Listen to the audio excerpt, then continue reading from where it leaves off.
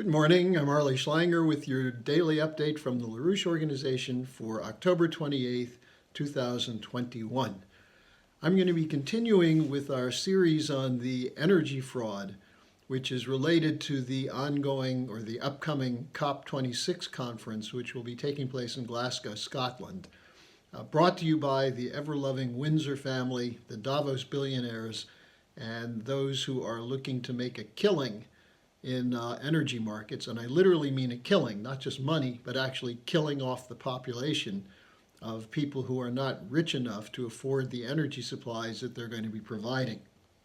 Now, the hyperinflation of energy prices, which we're seeing, is not due to shortages of fuel or so-called supply and demand on free markets, but excesses of greed and evil intent.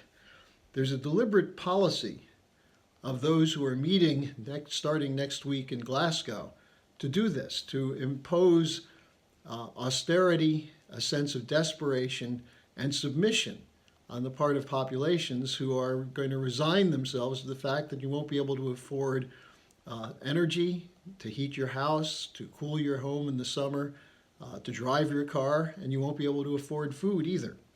Now, there have been decades of warnings from the LaRouche movement about the people behind this and about their intentions. And we've demonstrated over the years that the price hikes are not based on supply and demand, but the manipulation, which are done for geopolitical purposes, and will have the effect of killing millions of people. Let's just go back to the 70s to take an example, two examples to show this. One was the so-called 1973 oil hoax, which followed the 1973 Arab-Israeli War, when the Arab countries, which at the time were the leading forces in OPEC, were convinced to carry out an embargo on deliveries to Western countries. Now, as was clear at the time, there was still plenty of oil on the seas, plenty of oil in the refineries. However, the idea that there was an embargo led to an immediate spike in prices. We said at the time this was organized largely by Secretary of State Henry A. Kissinger, who had a long history with the Rockefellers and with the Bilderbergs and the Trilateral Commission.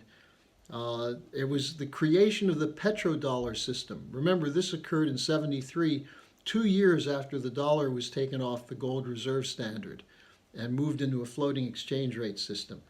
This led to a recycling of a huge volume of dollars that were paid out for the increased oil prices, which then the exporting countries deposited in City of London and Wall Street banks. The price rose from $26 a barrel to $46 a barrel. And there were gas lines and so on.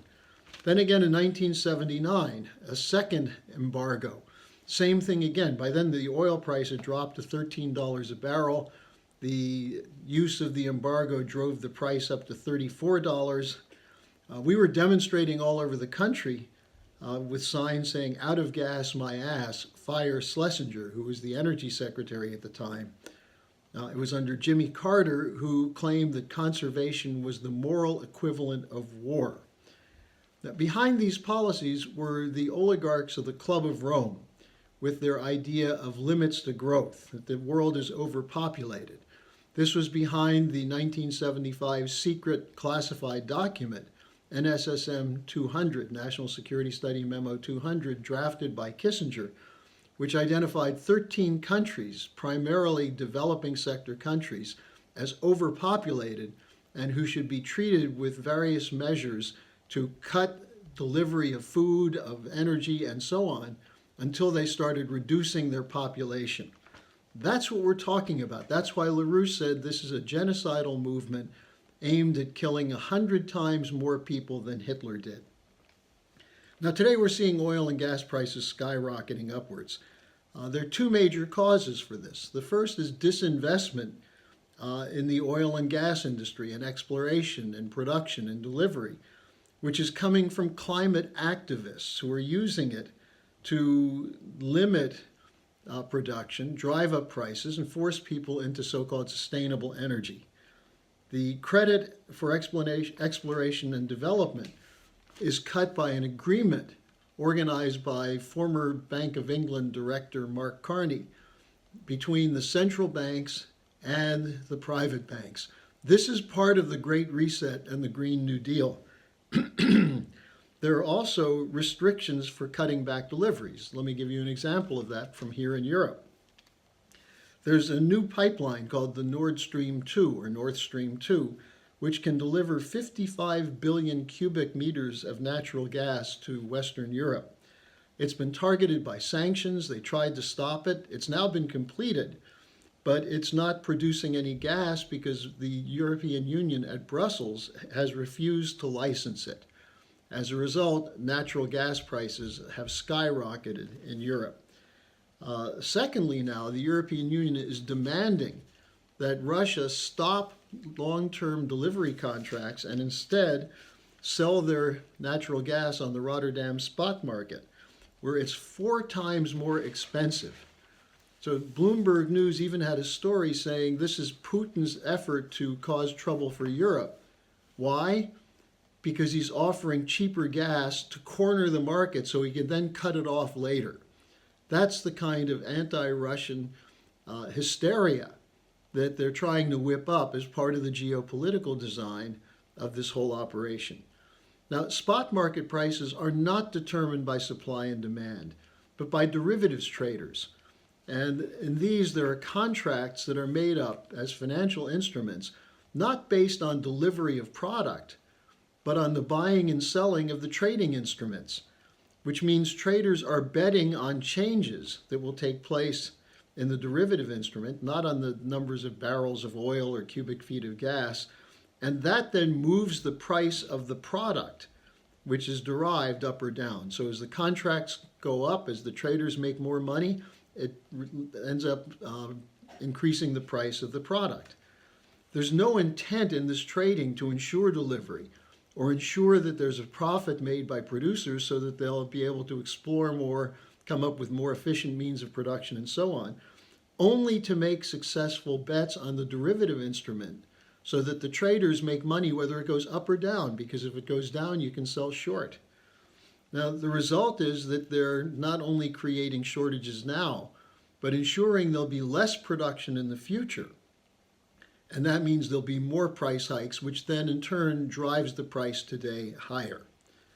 This is the synergy between the Green New Deal and the Great Reset. The bankers working together with the Davos billionaires to ensure that you have no energy and that you have no future. They're using the price increases to reduce or to force the reduction of the use of fossil fuels and also the reduction of use of energy sources with high rates of energy flux density. In other words, more productive forms of energy are being replaced with so-called renewables, which are inefficient, unreliable, and more expensive, and produce a lower energy flux density rate, which means that you're not going to be able to power the kind of manufacturing and agriculture which is necessary to sustain the levels of population we currently have. That's what the narratives of the energy, the climate change movement are all about. And that's the propaganda that's leading to the COP26 conference. They're now saying that because of all these narratives, that more than 50% of the world's population now support tougher measures for climate change. Did they ask people what those measures would be? If they're willing to pay more, if they're willing to do with less? No, they're just saying, are you willing to allow the icebergs to melt and flood your city, flood your home, have more tornadoes, more hurricanes, all of which is fake science. That's what we mean when we say the narratives are driving the popular opinion. So people will accept the idea that prices are going to go up or that there'll be shortages. So that's how this thing works. Now, the people responsible for this, that is the Davos billionaires and so on, they're the same as those who are pushing military buildup against Russia and China, against Putin, accusing him of causing the energy crisis, against the Chinese, accusing them of being the greatest climate destroyers. They're also the same people who are using sanctions to kill children in Afghanistan, in Yemen, in Syria, in Zimbabwe, and other parts around the world. They're starving them. They're denying them medicine through the sanctions that are being imposed. These are criminals. They're committed to the extermination of a large percentage of the human race. Keep in mind that the late Prince Philip, whose ghost will probably be haunting the meeting rooms in Glasgow, said that if he were to be reincarnated, he would like to come back as a deadly virus. Well, in terms of the ideas that he produced that are leading to these conferences, that is the deadly virus. The first step for the survival of mankind would be for there to be another colossal failure coming out of Glasgow. The hope that it will be Flop 26. That's what is necessary for mankind to continue to survive on the planet. Tomorrow's Friday. I'll be taking your questions. Send them to me at harleysch@gmail.com, and I'll see you then.